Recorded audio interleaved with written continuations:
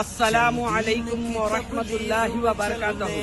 ನನ್ನ ಹಿರಿಯರೇ, ಅಣ್ಣ ತಮ್ಮಂದರೇ, ನನ್ನ ಸಹೋದರೇ, ಒಂದು ದೊಡ್ಡ ಖುಷಿಯ ವಿಷಯ ಏನಂತಂದರೆ, ನಮ್ಮ ರಾಯಚೂರು ಜಿಲ್ಲಾ ಮತ್ತೆ ಯಾದಗಿರಿ ಜಿಲ್ಲಾ 2 ಜಿಲ್ಲಾ ಕಲ್ತು 2 ದಿನ ಇಜ್ತಮ 3 ಮತ್ತೆ 4 ಜನವರಿ 2026ರಂದು ಏರ್ಪಡಿಸಲಾಗಿದೆ.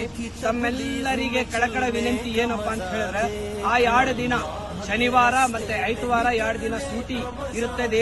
ಅದಕ್ಕೆ ಎಲ್ಲರಿಗೆ ವಿನಂತಿ, ಈ ಇಜ್ತಮಗೆ ಬನ್ನಿ.